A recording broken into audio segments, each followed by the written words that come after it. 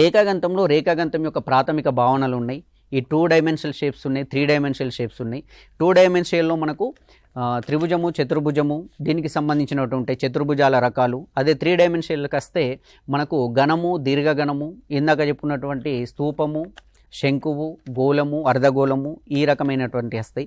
కోణాలు రకాలు, ఈ పూరక సంపూరక కోణాలు అనేది చాలా ఇంపార్టెంట్ అండి. దీని మీద కంపల్సరీ ఒక ప్రశ్న వస్తుంది. ఏవైనా 2 కోణాల మొత్తం 90 డిగ్రీస్ అయితే ఆ కోణాలు ఒకదానికొకటి పూరక కోణాలు అంటాం.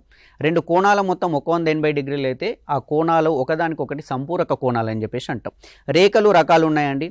రేఖల రకాలంటే దీంట్లో ఖండన రేఖలు ఉంటాయి, సమాంతర రేఖలు ఉంటాయి, లంబ రేఖలు ఉంటాయి.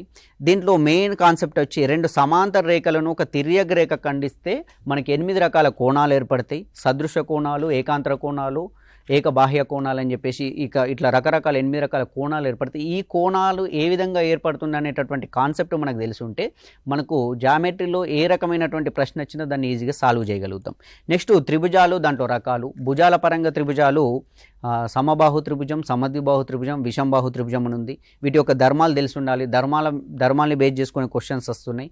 3 వాల్యూస్ ఇచ్చేసి 3 భుజాల పొడవులు ఇచ్చేసి కింది వాటిలో ఈ భుజాల పొడవుల్ని బేస్ చేసుకొని గీయలేనటువంటి త్రిభుజం ఏదని అడగచ్చు. అంటే త్రిభుజం యొక్క ఫస్ట్ ధర్మం ఉంటుందండి. త్రిభుజం యొక్క సింపుల్గా ఏముంటుందంటే త్రిభుజంలోని ఏవైనా 2 భుజాల యొక్క మొత్తం అనేది 3వ భుజం కంటే ఎక్కువ ఉండాలి.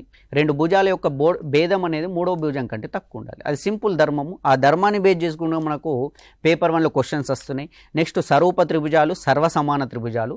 సరూప త్రిభుజాలు అంటే 2 త్రిభుజాలు వీటి యొక్క భుజాల నిష్పత్తి సమానంగా ఉంటే సరూప త్రిభుజాలు అంటాం.